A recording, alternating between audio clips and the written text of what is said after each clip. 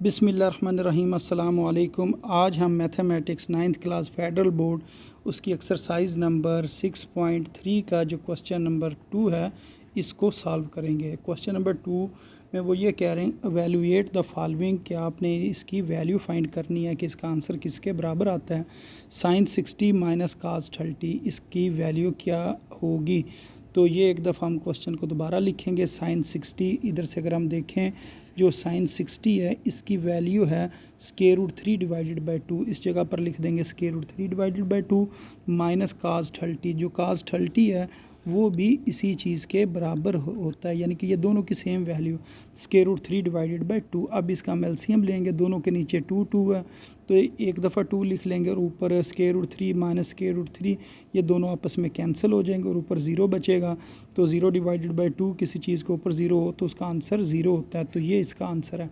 तो अब इसके बाद जो इससे नेक्स्ट क्वेश्चन है इसको सॉल्व करते हैं। इससे नेक्स्ट क्वेश्चन में वो ये कह रहे हैं सीकेंट 45 को सीकेंट 45 माइनस साइन 30 कास 60 ये किसके बराबर होगा। तो इसके अंदर हमने वैल्यूज़ पुट करनी है। अब ये जो सीकेंट 45 है तो सीकेंट किसका रेसिप्रोकल है, कास का। तो इसका मतलब ये है कि जो सीकेंट 45 है ये बराबर होगा 1 डिवाइडेड बाय कास 45 के। तो कास 45 की वैल्यू कितनी है, अगर इधर हम देखें तो कास 45 बराबर होता है 1 डिवाइडेड बाय स्केयर रूट 2। तो जब हम यूँ लिखेंगे 1 डिवाइडेड बाय स्केयर रूट 2, जो डिवाइडेड बाय के नीचे टर्म होती है इसने ऊपर आ जाना होता है। तो इसका जवाब आ जाएगा स्केयर रूट 2। तो या वैसे आप यूँ कर लें कि ये जो हमारे पास काज 45 है इसका आप रेसिप्रोकल ले लें, नीचे वाली चीज़ ऊपर, ऊपर वाली चीज़ नीचे लिखें तो वो जो काज है वो सीकेंट 45 में चेंज हो जाएगा। ये इस जगह पर भी हमने बताया हुआ है, जो सीकेंट है और काज हैं ये एक दूसरे का रेसिप्रोकल होते हैं। तो इसका जो जवाब था 1 डिवाइडेड बाय स्केयर रूट 2 था, तो इधर हम सीकेंट 45 की जगह क्या लिखेंगे, स्केयर रूट 2 डिवाइडेड बाय 1। तो इसी तरह जो इससे नेक्स्ट लिखा हुआ है कोसीकेंट 45, जो कोसीकेंट 45 है तो कोसीकेंट साइन का रेसिप्रोकल होता है। इसका मतलब जो साइन 45 है इसकी वैल्यू को आपने रेसिप्रोकल की फॉर्म में लिखना है, यानी कि स्केयर रूट 2 डिवाइडेड बाय 1 लिखना। तो इधर ये देखें स्केयर रूट 2 डिवाइडेड बाय 1 लिखा, फिर माइनस साइन 30। साइन 30 किसके बराबर है जी, साइन 30 जो है ये बराबर होता है जी 1/2 के। तो इधर 1/2 लिखा है। इसी तरह जो कास 60 है वो भी 1/2 के बराबर होता है, तो इधर हमने 1/2 लिख दिया। अब इस जगह पर हमने ये काम करना है कि ये जो 2 बार लिखा हुआ है स्केयर रूट 2, एक बार लिख के इसकी पावर 2 लिखेंगे, फिर ये स्केयर रूट और स्केयर आपस में कैंसिल हो जाएगा और 1 मल्टीप्लाई 1 1 के बराबर है। 1 को 1 से मल्टीप्लाई करेंगे 1 और 2 2 ज़ार 4, तो 1/4 ये आ गया। ये 3/1 बल्कि 2/1 और -1/4। अब आपने इसका एलसीएम लेना, मसलन ये जो लिखा ना 2/1 माइनस 1/4, इसका जो एलसीएम है वो 4 आ जाएगा। 1 4 टाइम्स 4 होता है, फिर उस 4 को 2 से मल्टीप्लाई करेंगे, यूँ समझिए इस 2 और 4 ने मल्टीप्लाई होना तो कितना आ जाएगा 8 आ जाएगा। इस 1 ने इस 1 से मल्टीप्लाई हो जाना है तो इधर आ जाएगा 1, तो 8 माइनस 1 वो बराबर आ जाएगा जी 7/4 के बराबर आएगा। तो ये इसका आंसर है। अच्छा, अब इसके बाद जो नेक्स्ट क्वेश्चन है उसके अंदर लिखा हुआ है जी π/3, tan π/3 minus tan π/6, 1 plus tan π/3 और π/6 यानी कि tan π/6। ये आपने याद रखना है। अगर इस जगह पर लिखा हो ना 3 तो फिर ये याद रखना, अगर इधर 3 होगा तो इधर 6 होगा, यानी कि 60 डिग्री, क्योंकि पाई जो है वो 180 डिग्री के बराबर होता है। 180 डिग्री को अगर हम 3 पे डिवाइड करें तो हमारे पास 60 डिग्री आता है। तो वैसे इसको याद रखने का तरीका ये, अगर इधर 3 है तो इधर 6, और अगर इधर होता जी 6 तो फिर आपने इधर 3 लिख लेना था, यानी कि 3 से मुराद 30 लिख लेना था। अगर π/6 हो तो वो 30 होता है, और अगर π/3 हो तो वो 60 होता है, और जो π/4 है वो 40 के ही बराबर होता है, यानी कि 45 डिग्री के वो बराबर होता है। तो ये चंद बातें आपने याद रखनी है। तो इसको पहले आपने ना चेंज कर लेना, यानी कि π/3, तो π/3 का मतलब 180 डिवाइडेड बाई 3 तो वो 60 डिग्री बना, और π/6 180 डिवाइडेड बाई 6 वो 30 बन गया। अब इसको हम चेंज कर लेंगे। तो ये एक दफ़ा मैंने क्वेश्चन दोबारा लिखा, π/3 की जगह 60 लिखा, π/6 की जगह 30 लिख लिया। तो सेम ये डिनोमिनेटर में भी यही काम किया। अब इनकी वैल्यूज़ पुट करते हैं।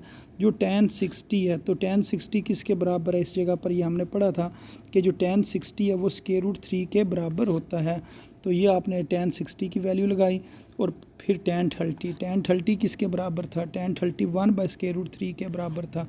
तो ये आपने दोनों जो वैल्यूज़ हैं ये आपने लगा लेनी है tan 60 की, जो कि tan 60 बराबर है जी √3 के, और इसी तरह tan 30 जो है वो बराबर है 1/√3 के बराबर है। तो ये भूल जाती है कि किसका जवाब √3 था और किसका जवाब 1/√3 था। तो ये आपने याद रखना है। इन दोनों में छोटा 30 है, जो 30 है उसमें आपने डिवाइड वाला काम करना है। तो ये जो डिवाइड मैंने लिखा है 1/√3, तो यूँ याद रख लें जो tan 30 है इसमें हमने डिवाइड वाला काम करना है, क्योंकि ये tan 30 छोटा होता है। जो tan 60 है ये बड़ा है, इसके अंदर आपने डिवाइड वाला काम नहीं करना, आपने पूरा √3 लिख देना। उसके बाद आप इनकी वैल्यूज़ पुट करें, √3 और √3 कैंसिल हो जाएगा, इधर 1 बचेगा, 1 + 1 2 आ जाएगा, और ऊपर आपने एलसीएम ले लेना। तो इस √3 के नीचे कुछ नहीं है, तो पहले 1 लिखेंगे, फिर इसके एलसीएम लेंगे, ये दोनों आपस में मल्टीप्लाई होंगे और ये दोनों आपस में मल्टीप्लाई होंगे। √3 एक बार √3 लिख के उसकी पावर 2 लिखेंगे, फिर ये स्क्वायर और स्क्वायर कैंसिल हो जाएगा, और 3 - 1, और ये जो एलसीएम वाला √3 था ये नीचे आ जाएगा। तो उसके बाद 3 - 1 2, ये वाला 2 और नीचे वाला 2 ये कैंसिल हो जाएगा, और इधर 1 1 आ जाएगा। तो 1/√3 आंसर इसका आ जाएगा। तो इस तरीके से इस क्वेश्चन को आपने सॉल्व करना था। अब इसके बाद जो इससे नेक्स्ट क्वेश्चन है, इसके अंदर भी लिखा हुआ है cos स्क्वायर π/3 और -sin स्क्वायर π/3। π/3 वो 60 के बराबर होता है। पहले इनका होल स्क्वायर बनाए, ये जो स्क्वायर है ब्रैकेट लगा के इसके ऊपर लिखा, फिर π/3 की जगह हमने 60 पुट कर लिया। जो cos 60 है वो 1/2 के बराबर होता है, और sin 60 √3/2 के बराबर होता है। ये वैल्यूज़ आपको याद होनी चाहिए, ये आपने पुट करनी है। अब ये जो स्क्वायर है ऊपर वाली टर्म का भी आएगा, नीचे वाली टर्म का भी आएगा। इसी तरह √3 का जब स्क्वायर करेंगे तो ऊपर 3 बच जाएगा कटिंग के बाद, और नीचे 2 का स्क्वायर करेंगे तो 4 आ जाएगा। 1/4 - 3/4, इसका एलसीएम लें, 4 एलसीएम आ गया, 1 - 3 ऊपर, तो 1 - 3 करेंगे तो -2 बचेगा। अब -2 को 4 पे डिवाइड कर दें तो 1 - 1/2 इसका आंसर आ जाएगा।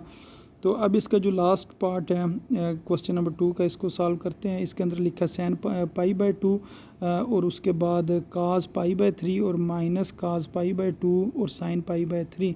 जो π/2 है ये 90 के बराबर होता है, क्योंकि पाई का मतलब होता है 180 degree divided by 2, 180 degree divided by 2 वो 90 मान जाता है।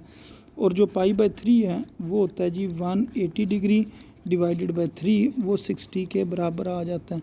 तो ये पहले हमने इनको चेंज किया, ये बन गया sin 90 cos 60, फिर ये cos 90 और sin 60।